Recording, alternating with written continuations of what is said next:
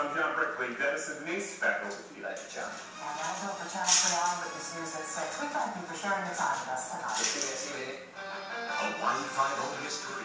What happened to the show's original star, Jack Lord? Next, Inside Edition. Tonight at 7 on Channel 3, your home for Eyewitness News. Honey, when are you starting your homework? Charter TV in digital with on-demand. How long are you going to listen to that? Just do my end. Charter Internet with Power Boost for extra bursts of speed. Narrate. Charter Call with unlimited long-distance calling. Lock in your low price for 2 whole years. Calls coming. Start smart with Charter. Bundle packages start at only $89.98 a month. Call now. Mirror, mirror on the wall, am I really this frumpy looking? Well, to be honest, yes. If I just didn't have to hide ugly varicose veins. I know. You could play tennis like a normal person. Actually wear a bathing suit at the beach. Even wear that little black dress. Dr. Lori Greenwald and Vanishing Veins are a mirror's best friend. Learn more at vanishingveins.net. You, the way you imagine. Is it time to replace the windows in your home? Then it's time to call Window World. Window World is a vast selection of easy-to-clean, energy-efficient, and low-maintenance windows that look like $1 million, but cost as little as $189 installed. Our double-hung, built-in-size window gives convenient access for cleaning both the inside and the outside of the window. Call Window World now for a free estimate and start saving on your energy bills. Window World, simply the best for less. Buick GMC and Birdie is proud to announce the addition of Buick to our lineup. Greater Cadillac Buick GMC is the only place in the area where you can drive both Buick and Cadillac at the same location. Like the all-new, sleek and stylish 2011 Cadillac CTS Coupe. Or this 2011 Buick LaCrosse that puts the foreign competition to shame. Come to Spring to Vernon today to see the full line of Cadillacs, Buicks, and GMC trucks. Don't forget to visit us on the web at scrantonmotors.com. From pediatric to geriatric patients and everyone in between, Columbia Dental's team of dentists and dental specialists will help keep your family's teeth and gums healthy. Whatever your age or dental needs, you'll find the right dental specialist at Columbia Dental. We're open 7 days a week with extended evening hours, and we offer evaluations by experienced dentists and dental specialists. Columbia Dental has offices in Manchester, What you doing? West Hartford Line, and Rocky Hill. Your days are getting busier, and that Did you escape? So Eyewitness News this morning is starting at 4:30. Irene, Scott, and Teresa with your first look at local news, plus weather and traffic every 10 minutes. Eyewitness News this morning starting at 4:30. Happy Labor Day from all of us at Channel 3.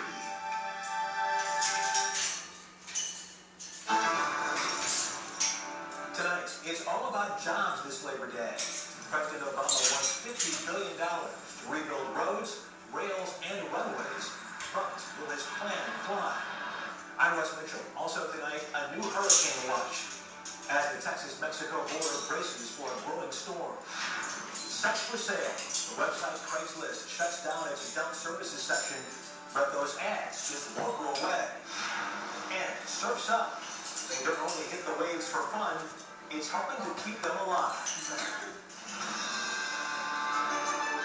From CBS News World Headquarters in New York, this is the CBS Evening News with Katie Perry. And good evening, Katie's off tonight. 8 weeks from tomorrow, Americans will vote in the congressional midterm elections. The state of the economy first and foremost on their minds. And with polls showing his party struggling, President Obama went on the road this Labor Day, beginning a new push to retake control of the economic debate. He proposed spending $50 billion to improve the nation's infrastructure and create new jobs. He also called on Congress to approve new tax credits for small businesses, while allowing the Bush-era tax cuts for high-income earners to expire. Senior White House correspondent Bill Plant begins their coverage. Fired up by a cheering crowd of union members in Milwaukee, the president argued that he's working hard to fix the economy. I am going to keep fighting every single day, every single hour, every single minute to turn this economy around. And he blamed Republicans for standing in the way. When it comes to just about everything we've done to strengthen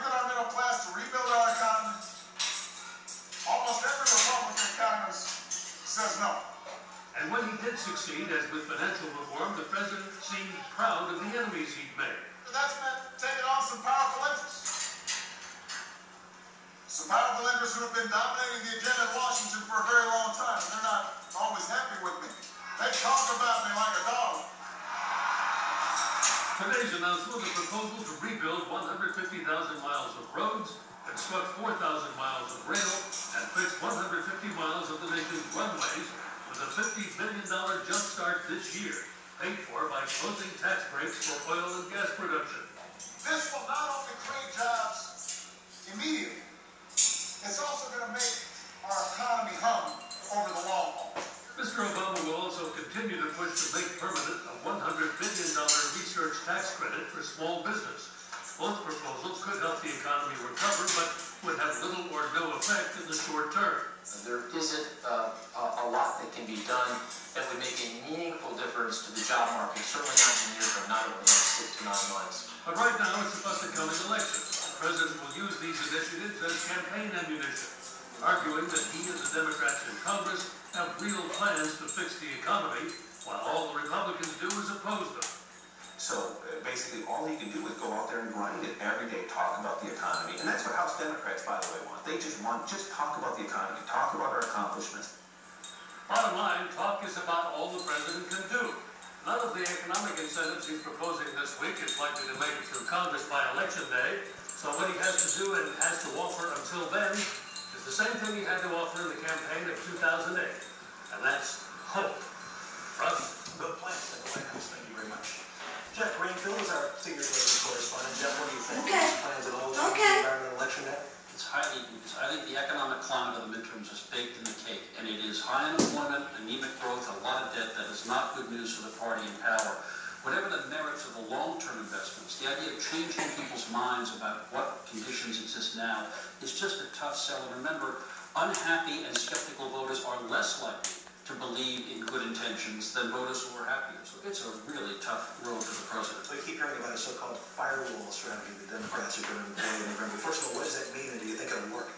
Firewall is a fancy word for let's throw the folks over the side we know can't win and save the money and resources we have to races. And also, let's look at races where the Republicans may have nominated more Tea Party type candidates who may have less appeal to the middle. The problem is every so often, and the polls say this may be one of those times, you get a wave election in which even usually safe incumbents and safe candidates are in danger. And when that happens, the firewall begins to create leaks from one end of the country to the other. That's the fear the Democrats have for this autumn. Let's see. Jeff Greenfield, as always. Thank you very much. And now to South Texas, where tonight they're bracing for Tropical Storm Hermine. The storm is growing stronger as it gets ready to make landfall along the border with Mexico. That has triggered warnings, including a hurricane watch along the coast. CBS hurricane consultant David Bernard is chief meteorologist at CBS 4 in Miami. And David, how strong is Hermine at this point, and where is it headed? Russ, this is a strong tropical storm. In fact, our radar and satellite this afternoon and evening is indicating heavy rain already spreading into parts of South Texas as far north as Houston. And the storm has 60-mile-per-hour winds, only 100 miles south of Brownsville, Texas. This is going to be inland later tonight, and during the day tomorrow is an area of low pressure near San Antonio as it continues to move deeper into the state of Texas. As you look at it now, what's the biggest threat the storm poses? Well, as the storm moves inland, we're going to be talking about lots and lots of rain, anywhere from Brownsville and Corpus Christi, Texas, to San Antonio and Austin, maybe as far east as Houston. Some areas might see up to a foot of rain. CBS hurricane consultant David Bernard. Thanks a lot. Also in the Gulf, federal investigators this week are expected to begin examining a key piece of evidence in the BP oil disaster. The failed blowout preventer was brought to the surface over the weekend. Investigators hope it contains clues into what caused the April explosion and fire that killed 11 workers and led to the spill of more than 200 million gallons of oil. Craigslist may be the best-known website for classified ads, but lately it has had a real problem with the world's oldest profession. Over the weekend, it censored itself in an attempt to eliminate prostitution from the site. But, set to other reports, the racy ads are already showing up on other parts of Craigslist. Despite the bright blue links advertising everything from appliances to toys on Craigslist, this black bar reading censored is now attracting the most attention. It's Craigslist's 8-letter response to this letter, signed by attorneys general in 17 states. They called for the company to remove the adult services section of the site, which includes thinly veiled ads for sex. Prostitution is not human trafficking results in tragedies to children and others, and Craigslist voluntarily, fortunately, is doing the right thing. Why did Craigslist slap censor up over the link? Why not just take the link down? Craigslist probably used the word censored because they're trying to make a political statement. After all, the law sides with Craigslist, according to First Amendment lawyer Doug Morrell. The Communications Decency Act says that essentially those who are simply providing a bulletin board by which others can post their content is not going to be liable for the content itself. That content is big business for the company. By some estimates, potentially $45 million this year. Craigslist is no stranger to controversy. The so-called Craigslist killer allegedly found his victims by trolling through sex ads on the site. As Craigslist shut down adult services, the ads migrate elsewhere. And a quick search reveals that some ads are still on the site. Here in the beauty section, an offer for sensual massage.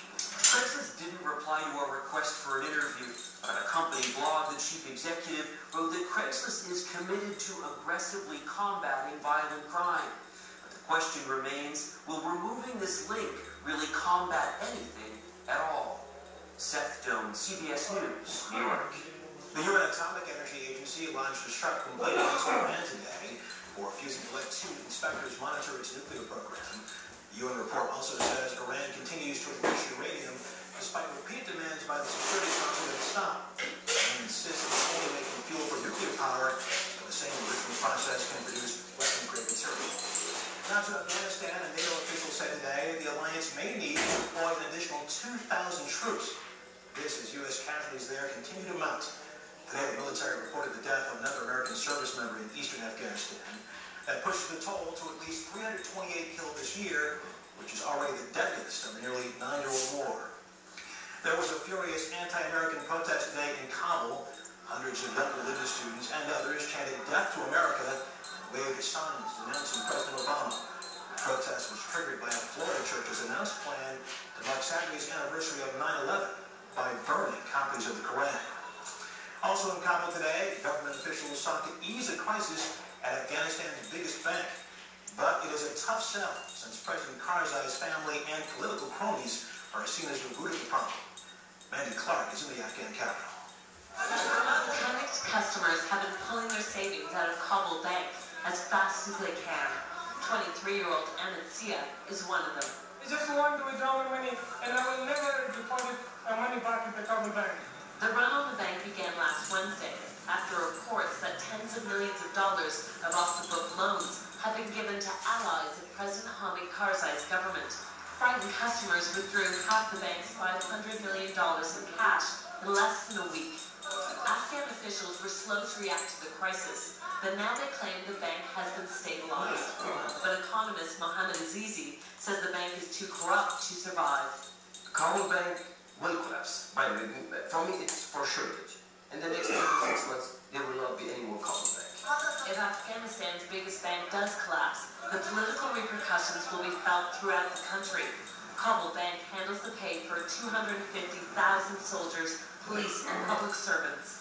Nurullah is a civil servant, and he's worried about his